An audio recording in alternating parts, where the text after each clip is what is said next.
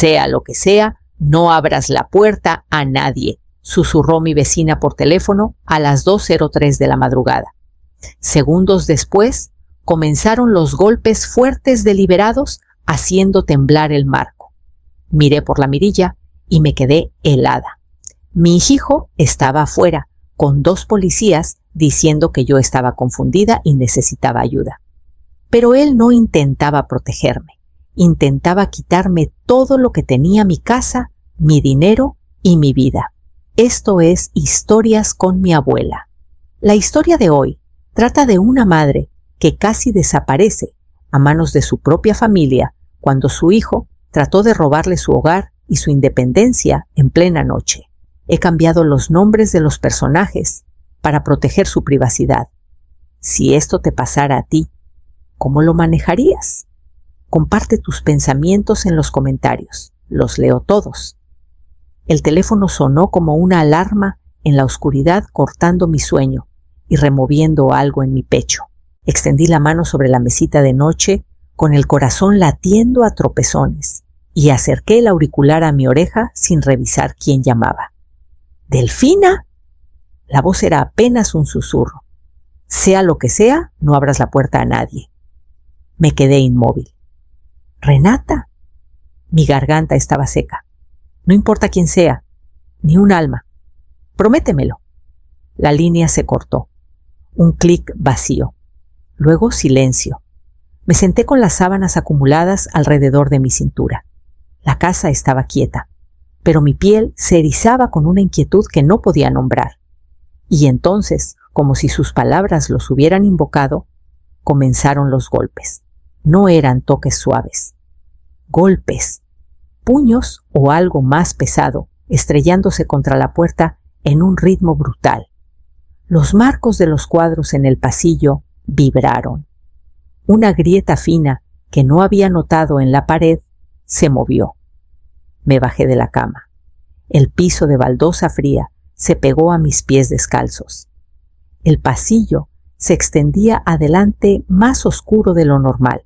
Pasé los ganchos para abrigos, la foto enmarcada de Tadeo con su toga de graduación, y me pegué al lado de la puerta principal. Inhalé y miré por la mirilla. Tadeo estaba justo enfrente.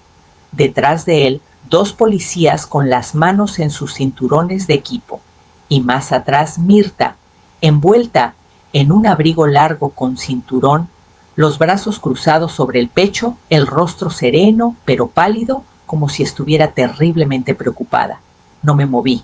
A través de la puerta oí su voz. «No está bien», dijo con dulzura. «Estaba confundida antes. Cree que la gente quiere hacerle daño». Llamó a la vecina llorando, añadió Tadeo. «No está segura así. Tienen que revisarla antes de que alguien salga lastimado». Alcancé mi celular y marqué el 911 con dedos que apenas sentía. Reporté que alguien golpeaba mi puerta tratando de entrar. No mencioné sus nombres. Pasaron 10 minutos. Los golpes se calmaron. Luego, los murmullos afuera se hicieron más fuertes, y un oficial habló con firmeza diciendo que se iban por ahora. Algo sobre llamadas conflictivas. Mirta no dijo nada. Tadeo murmuró algo que no alcancé a oír, y luego se fueron. Me quedé en el pasillo mucho después de que la luz del porche se apagara con el zumbido del refrigerador como único sonido. Mis manos aún temblaban cuando me di la vuelta hacia el dormitorio. No dormí, solo esperé al amanecer o a las respuestas, y en la luz fría del alba vi las marcas nuevas en la puerta. La luz de la mañana hizo que la noche pareciera algo imaginado, hasta que vi las marcas. 4 rayones oscuros en la parte baja de la puerta principal, borrosos e irregulares, como si alguien la hubiera pateado o apoyado una bota mientras se inclinaba. No las había notado antes. Ahora eran lo primero que veía al pasar por el pasillo. Pasé la mano por la madera. Eran reales. A las 10:15, el carro de Tadeo entró en la entrada, sin oficiales esta vez. Mirta lo siguió del lado del pasajero, sosteniendo una bolsa de papel blanco con el logo de esa panadería cara que siempre le gustaba.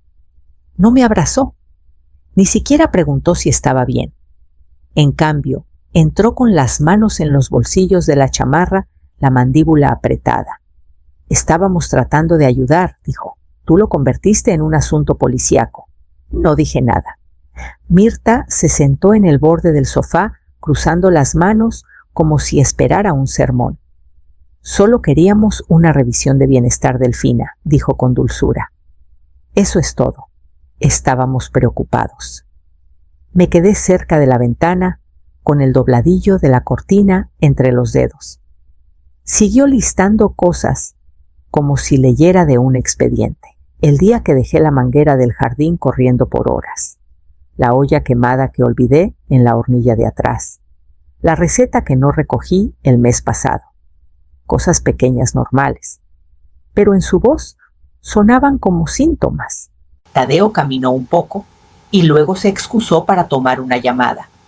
Tan pronto como salió de la habitación, Mirta se inclinó más cerca. Si el Estado cree que no puedes vivir sola, dijo en voz baja, intervendrán. Es mejor si viene de nosotros. Es más limpio así.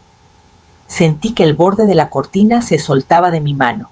Cuando finalmente se fueron, me senté en el porche en el mismo lugar donde Renata había susurrado por teléfono.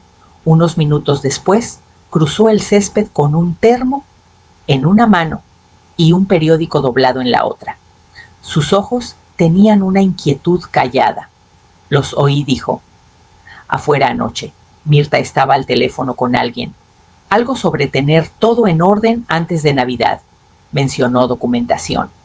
El termo tintineó suavemente cuando lo puso a mi lado. Ninguna de las dos dijo mucho más. Después, mientras caminaba por las habitaciones de mi casa, podía oír la voz de Mirta narrando mi vida, convirtiendo el olvido en riesgo, el cansancio en inestabilidad. En la cocina me detuve frente a la estufa, mi reflejo capturado en el extractor de acero cepillado. Me vi como ellos me describían, frágil, tambaleante, incapaz, pero también vi algo más en mis ojos, algo aún firme. Desde el pasillo el teléfono sonó de nuevo. El toque fue suave, casi vacilante. Cuando abrí la puerta, una mujer estaba allí, con una carpeta delgada y una tableta vestida con un abrigo de lana marrón y tacones bajos. Su sonrisa era cautelosa. Señora Mendoza, soy Laura Pino, de Servicios de Protección para Adultos. Recibimos unas llamadas expresando preocupación por su bienestar. ¿Le molesta si entro a platicar? Parpadeé. Mi primer instinto fue preguntar quién llamó. Pero en cambio me hice a un lado y señalé hacia la sala. Se sentó en el sillón, echando un vistazo alrededor como si catalogara el espacio. Me crucé las manos sobre el suéter y me senté en el borde del sofá. Antes de que pudiera empezar el timbre, sonó de nuevo. Mirta entró con una sonrisa ligera y un encogimiento de hombros apologético. Estaba pasando por aquí. Vi el carro del condado afuera y pensé en chequear. No preguntó si estaba bien que se quedara. Laura no cuestionó su presencia. Ambas se volvieron hacia mí. Laura hizo las preguntas estándar. ¿Me sentía segura en mi casa? ¿Alguna vez olvidaba tomar medicamentos? ¿Cerrar la puerta? Respondí cada una con calma. Sí. No. No. La voz de Mirta fue firme mientras ofrecía detalles. La estufa dejada encendida más de una vez, mi pastillero revuelto unas cuantas veces, las llamadas a Tadeo tarde en la noche, varias veces, y no recordaba que ya había llamado. Intenté explicar. El incidente de la estufa fue en agosto y lo atrapé en minutos. Las pastillas estaban en la sección equivocada una vez, pero no las tomé. Las llamadas... Estaba tratando de resolver la factura del seguro que Mirta había movido a otro archivo. Pero decirlo en voz alta me hizo sonar agitada. A la defensiva. La pluma de Laura se movió sin pausa. Después de que se fue la casa se sintió extrañamente silenciosa. Me paré en la cocina, abrí el cajón donde guardaba mis medicamentos y miré el organizador. 2 compartimentos habían sido intercambiados, el del martes y el del jueves. Yo no había hecho eso. Esa noche no dormí. Me acosté en la oscuridad, repasando cada paso de las últimas semanas, la cita perdida, la lista de compras extraviada, el mensaje de voz que no recordaba haber dejado. Por la mañana, caminé 2 puertas más allá con un termo de manzanilla y una lata de galletas. Renata abrió su puerta antes de que tocara. Nos sentamos en su mesa sin hablar por un rato. Cuando finalmente le conté sobre la visita, las preguntas y las pastillas, cerró los ojos y exhaló por la nariz. Lo he visto antes, dijo. Un goteo constante de preocupación. Nada lo suficientemente grande por sí solo, pero se acumula. Y una vez que está escrito, la gente empieza a creerle más al papel que a la persona. Sus palabras se asentaron pesadas en mi pecho. Después, al regresar a casa, el pasillo se sentía más angosto que el día anterior. Pasé la foto enmarcada de Tadeo y Mirta en nuestras últimas vacaciones, la costa de Baja California, con el viento en el pelo, todos sonrientes. Me detuve, pero no paré. Para cuando llegué a la cocina, ya había sacado la carpeta del banco del gabinete. El montón de sobres estaba al borde de la mesa del comedor, sin abrir, acusándome en silencio. Saqué un bloc de notas del cajón, lo alicé y empecé a clasificar servicios públicos, recibos de pensión, estados de cuenta bancarios. Trabajé despacio, cuidando no perderme nada. Cada mes tenía su propio montón, la tinta desvaneciéndose a medida que iba más atrás. Nada parecía inusual al principio hasta marzo. Ahí encontré una transferencia de 80,000 pesos, marcada como retiro programado. El destino era un banco desconocido, uno que no reconocía. 2 meses después, otros 64,000. Luego otra vez en julio. Me recosté en la silla y presioné los dedos en mi sien. Mi cabeza zumbaba, no de confusión, sino de temor. A la mañana siguiente, manejé al banco yo misma. La gerente de la sucursal, una mujer delgada con un chaleco azul elegante, sonrió demasiado brillante cuando pregunté por las transferencias. Sacó mi cuenta en su monitor y lo giró ligeramente hacia mí, si éstas se procesaron a través de su acceso en línea. «Ve aquí», señaló un campo de firma digital de Mendoza en una cursiva limpia y curva, que parecía falsa, cercana, pero no mía. Agregó un perfil de ayudante. Hace 6 meses continuó tocando la pantalla. Tadeo Mendoza. Le dio acceso limitado para ayudarla a manejar cosas en línea. Usted firmó el formulario. Recordé que Tadeo pidió configurar pagos automáticos. No recordaba haber firmado acceso. Cuando volví a casa, fui al escritorio enrollable en la esquina de la sala. El segundo cajón se atascaba un poco. Mirta siempre se quejaba de eso. Dentro había una carpeta etiquetada que no había visto antes, opciones de cuidado comunitario. La abrí.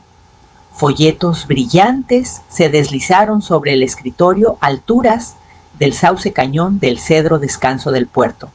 En los márgenes de un panfleto, la letra de Mirta curvada con pulcritud. ¿Admisión de emergencia disponible? ¿Aceptan colocaciones ordenadas por la corte? Ya no era solo charla, había un plan, un mapa. Y yo ya estaba a medio camino. Esa tarde, sobre el té, le conté a Renata lo que encontré. No pareció sorprendida, solo enojada en silencio. Conozco a alguien, dijo. Trabajó casos hospitalarios por años. Derecho de adultos mayores, deberías platicar con él. La idea se asentó pesada en mi pecho. Traer un abogado contra mi propio hijo, contra el niño que una vez sostuve en un brazo mientras servía fórmula con el otro, se sentía como cortar algo sagrado. Pero el dinero se había ido. Los formularios estaban firmados y mi nombre ya había sido escrito en una página que no me pertenecía. Entré al dormitorio y saqué la caja de archivos de debajo de la cama. Era hora de abrir la parte que había evitado la carpeta vieja marcada Poder Duradero. La oficina estaba arriba de una cafetería que olía ligeramente a canela y café quemado. Subí las escaleras angostas, despacio, abrazando la carpeta contra mi pecho. Cuando abrí la puerta de vidrio esmerilado, encontré un espacio que parecía más un cuarto de almacenamiento que una oficina legal, quieto, abarrotado y ordenado con cuidado. Fermín Carvajal se levantó cuando entré. Era más joven de lo que esperaba, quizás a principios de los 40, con una expresión calmada e indescifrable y una corbata gris oscura que claramente había sido anudada por costumbre más que por vanidad. Los estantes detrás de él estaban llenos de carpetas etiquetadas por fecha y número, sin placas, sin fotos familiares, ni siquiera una planta. Nos dimos la mano. Me senté. Luego empecé a hablar. Le conté todo Tadeo y Mirta, apareciendo con oficiales en medio de la noche, la revisión de bienestar, el pastillero que no coincidía con mis manos, las transferencias de dinero, la carpeta de folletos de asilos. Intenté no divagar, pero incluso ahora decirlo en voz alta, se sentía extraño, como si leyera el mal sueño de alguien más. Fermín no interrumpió ni una vez, solo tomó unas notas. Cuando pausé, se recostó y cruzó las manos. Esto es exactamente el tipo de base sobre la que se construyen peticiones de tutela, dijo con ecuanimidad. Reúnen pequeñas banderas rojas, citas perdidas, aparatos mal usados, medicamentos desordenados y lo presentan como un patrón de incapacidad. Me hizo preguntas directas. Alguien me había pedido firmar un poder actualizado, me habían presionado para consolidar cuentas financieras o cambiar la escritura. Dudé, luego mencioné la oferta de Tadeo de hacer las cosas más fáciles en línea después de que Basilio muriera. La mandíbula de Fermín se tensó. Ahí empezó, dijo. Revocaremos cualquier acceso amplio inmediatamente. Actualizarás tu testamento. Y de ahora en adelante, ninguna decisión financiera mayor sin consejo, en silencio. Sugirió que empezara a documentar todo incidentes, comentarios, incluso lenguaje corporal, si era posible. Luego, con un toque más de vacilación, preguntó si consideraría una cámara pequeña en la cocina. Nada invasivo, solo lo suficiente para mostrar lo que se ofrece y lo que se pone en ello. La idea de vigilancia en mi propia casa me hizo sentir fría, pero la idea de depender solo de la versión de eventos de alguien más me hacía sentir más fría. Esa tarde Renata me ayudó a montar una cámara negra discreta arriba del aparador, apuntando al mostrador donde se hace el té y se ponen las pastillas. No habló mucho, no tenía que hacerlo. Cuando Mirta visitó al día siguiente, me moví un poco más lento. La dejé traer la cuchara que olvidé poner. Equivoqué el nombre de un medicamento solo una vez. Ella sonrió relajada. Pensó que me estaba deslizando en su guión. La dejé creerlo. Pasé el resto de la tarde tejiendo en el sofá, mis agujas quietas y mis ojos fijos en nada en particular, atrapada entre dos yos, la mujer que ellos querían retratar y la que yo defendía en silencio. Esa noche, al apagar la luz y jalar la manta a mi pecho, me encontré preguntándome no si había perdido algo, sino qué vería la cámara que yo no había visto. Mirta llegó justo después del atardecer, entrando con un suave llamado de mi nombre. No traía pasteles esta vez, solo su bolso y un aire de preocupación brillante. Tadeo está atado en el trabajo, dijo. Pensé en pasar y chequearte. ¿Has parecido tan inquieta últimamente? Su voz era cálida, melosa, como si yo fuera una niña que necesitaba consuelo. Se dirigió directo a la cocina antes de que pudiera responder. Me acomodé en mi sillón inclinado lo suficiente para ver la puerta. La casa estaba quieta, excepto por el zumbido distante del refrigerador y el leve tintineo de una taza puesta en el mostrador. Desde donde estaba sentada, tenía una vista parcial, solo un pedazo del mostrador. Suficiente. Mirta abrió un cajón, luego metió la mano en su bolso. El movimiento fue practicado casi elegante. Vi la botellita ámbar aparecer entre sus dedos, la tapa girar con un clic suave y una inclinación medida mientras la sostenía sobre una de las tazas. Un movimiento de muñeca, el líquido desapareciendo en el agua humeante. Luego la botella volvió a su bolso. Tomó segundos. Removió el té ligeramente antes de entrar a la sala. «Aquí tienes», murmuró, poniendo la taza en la mesita a mi lado. «Esto te ayudará a dormir toda la noche». La levanté, dejando que el vapor calentara mi rostro. Toqué el borde con mis labios lo suficiente para que viera un gesto que parecía un sorbo. Ella miró de cerca, así que dejé caer mis párpados forzando un bostezo. «Oh», dije suavemente, «tal vez me acueste temprano». «Buena idea», respondió complacida. Se excusó para usar el baño. Tan pronto como desapareció por el pasillo, saqué el frasco de detrás de las revistas exactamente donde lo había escondido y vertí todo el contenido de la taza adentro. El aroma cambió sutilmente en el frasco acre debajo de la manzanilla. Llené la taza con agua y la puse de vuelta en el posavasos. Mirta volvió momentos después, satisfecha con lo que pensó que había logrado. A la mañana siguiente, Fermín recogió el frasco. Por la tarde me llamó a su oficina. El informe impreso yacía en su escritorio crudo y condenatorio, un sedante usado para calmar pacientes lo suficientemente fuerte para nublar la memoria y el juicio sin dejar inconsciente.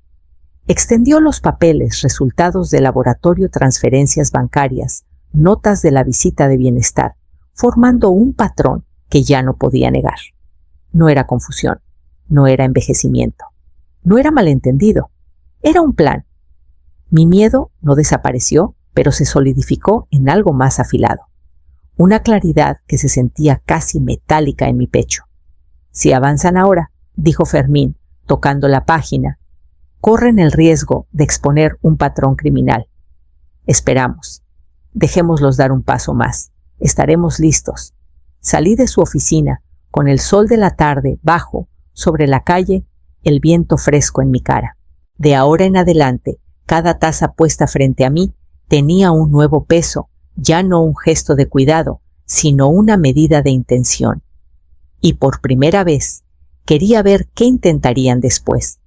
Las llamadas de Tadeo venían diarias, ahora su tono cortante, con paciencia practicada.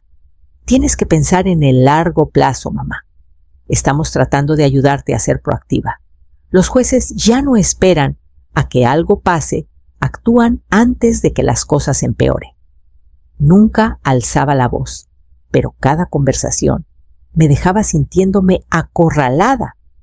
Empecé a escribir todo en un librito junto al teléfono, fechas, horas, palabras. 3 días después del incidente del té, llegó sin avisar en la tarde. Mirta lo seguía, con el abrigo sobre un brazo.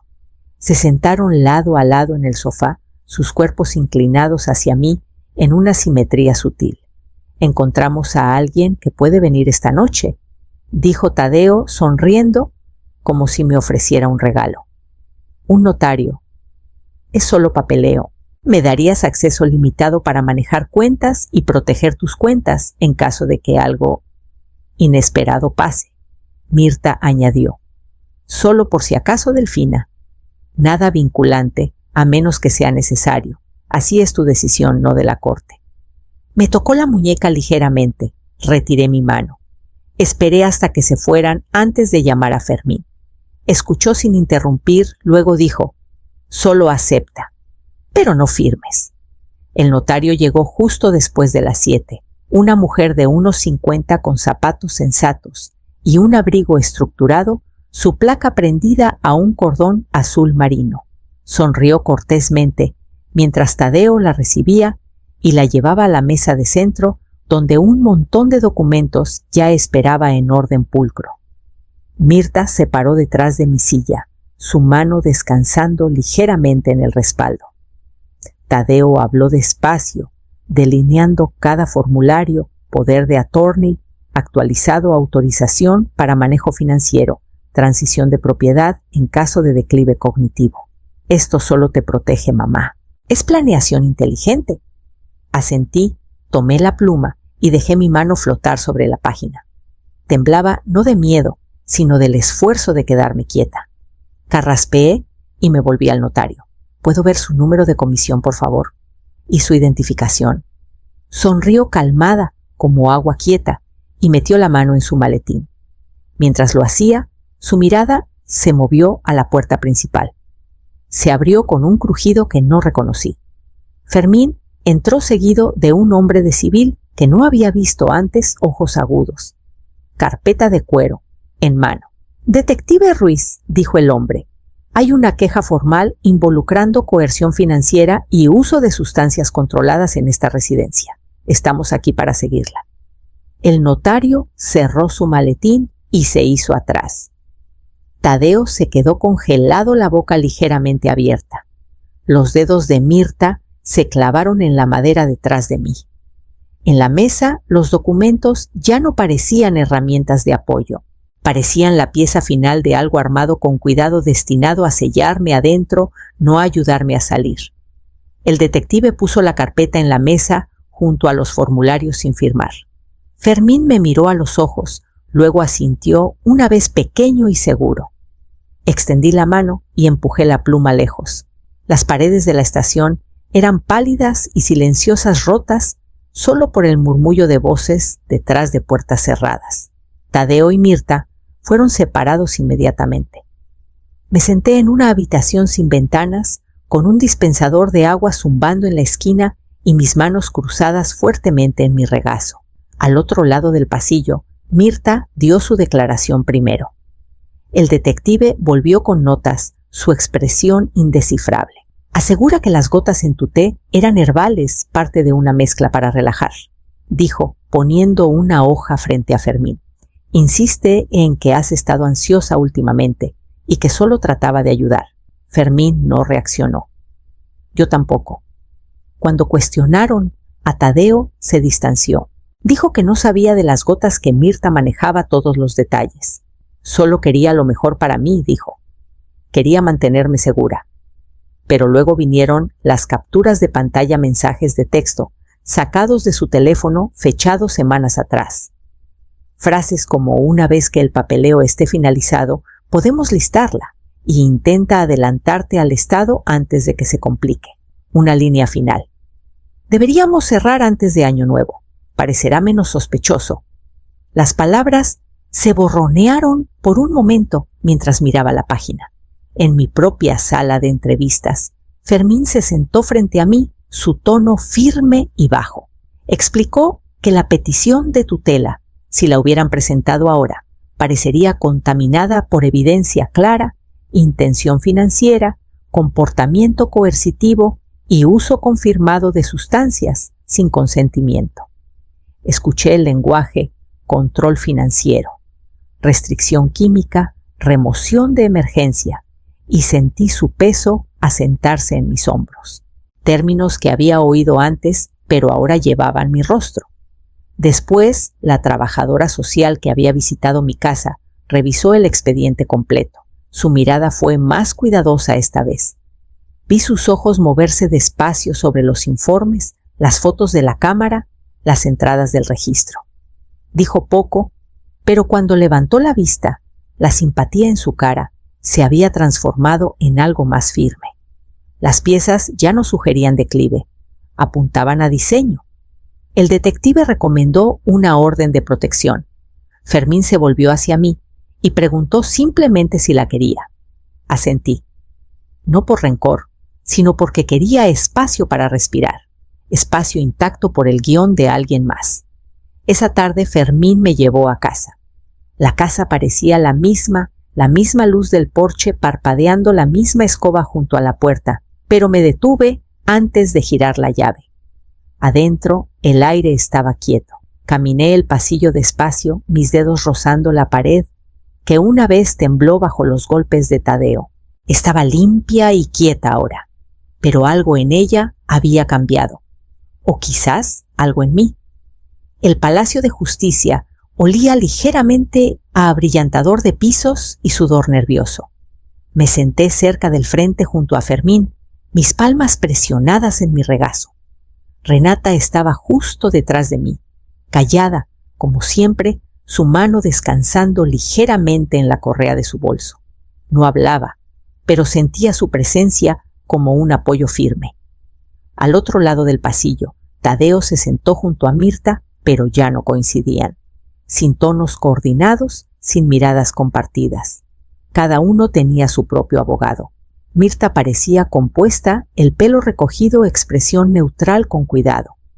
Tadeo miró al piso, hasta que el alguacil llamó a orden. El juez entró envuelto en toga e indescifrable y la audiencia comenzó. La trabajadora social testificó primero. Describió su visita inicial a mi casa, cómo Mirta enmarcó cada detalle, cómo les creyó al principio. Luego guió a la corte a través de lo que siguió el informe toxicológico, las discrepancias en mis transferencias bancarias, el video de la cocina mostrando a Mirta deslizando algo en la taza de té. Fermín presentó la declaración de la gerente del banco después. Las fechas de acceso de Tadeo, las transferencias que no reconocí, mensajes sobre listar la casa rápido y adelantarse al Estado. Leyó en voz alta de la transcripción de la noche que trajeron al notario los términos de control. La urgencia, la firma, que nunca cayó. El abogado de Mirta contraatacó diciendo que sus acciones fueron malinterpretadas, que venía de una cultura donde el cuidado familiar era más directo, que sus adiciones verbales al té eran bien intencionadas. Un intento equivocado de consuelo, no de control. El juez escuchó impasible. Cuando terminaron las declaraciones, cruzó las manos y dio el fallo de un soplo. La petición de tutela fue denegada por completo. En cambio, se emitiría una orden de protección y el asunto de explotación financiera y administración química se referiría para investigación adicional. No hubo aplausos, solo el sonido de papeles moviéndose y una silla raspando hacia atrás. Fuera de la sala, entré al corredor justo cuando Tadeo se acercó. Sus ojos estaban rojos. Parecía más pequeño de lo que recordaba. Mamá dijo, no sabía lo que ella hacía. Estábamos bajo presión.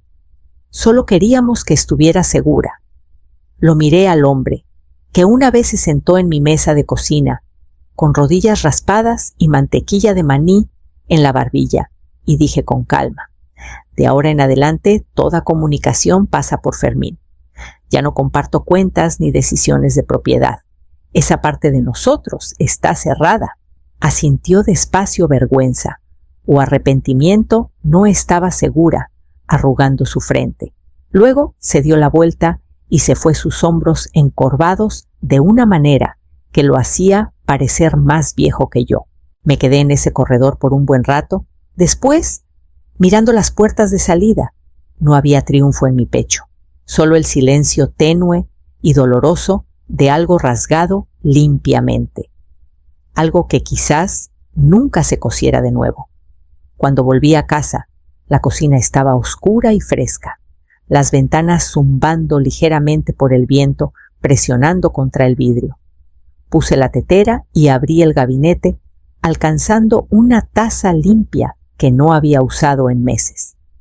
Firmé los papeles finales en la oficina de Fermín, no en la mesa del comedor, donde los otros documentos una vez esperaron medias verdades dobladas en montones pulcros. La casita se vendió más rápido de lo esperado. El agente inmobiliario manejó la mayor parte. Entregué las llaves sin ceremonia, sin pasar por la puerta principal una última vez. Mi nuevo lugar es modesto. Un departamento de una recámara, en un pueblo lo suficientemente lejos para sentirse como otro lado. El edificio es limpio, con pasillos anchos y un elevador que zumba suavemente al subir. Mi unidad da al lago. Desde el balconcito puedo ver el agua cambiar con el viento y los gansos cortando las nubes en líneas irregulares. Renata se mudó 2 pisos abajo. Dijo que tenía sentido menos mantenimiento, noches más tranquilas, menos recuerdos que arrastrar. Sube sopa en frascos de vidrio y deja libros de crucigramas en mi puerta. La primera noche me paré junto a mi nueva puerta principal por un largo rato. La madera era lisa intacta, sin rayones, sin abolladuras.